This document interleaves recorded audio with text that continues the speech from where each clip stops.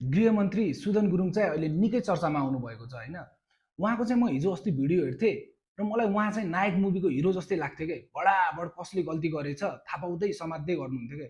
तर lack of proper एभिडेन्सको कारणले जति पनि उहाँले समात्नु भएको नेताहरू या त बिजनेसम्यानहरू थिए तिनीहरू चाहिँ फुत्किहाले के।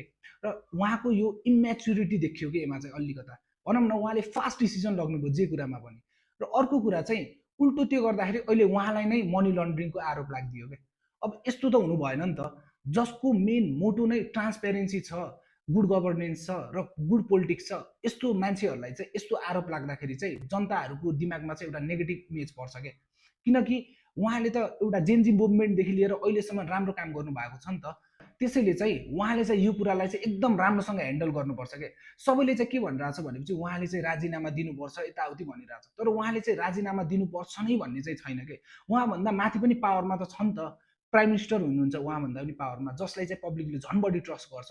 उहाँले चाहिँ के हो त सत्य तथ्य, के हो त ट्रुथ भनेर थाहा पाउनु खोज्यो भने चाहिँ अफकोर्स रियालिटी थाहा हुन्छ कि। र यो कुरा चाहिँ मेन हेर्ने भनेकै फाइनेन्स मिनिस्टरले हो नि त। र फाइनेन्स मिनिस्टर र प्राइम मिनिस्टरले मिलेर चाह्यो भनेपछि यदि राम्रो इन्टेन्ट छ, पोजिटिभली के हो त ट्रुथ भन्न थाहा पाउनु खोज्यो भनेपछि यसको सोल्युसन अफकोर्स निस्किन्छ र पार्टीको इमेज पनि राम्रो हुन्छ।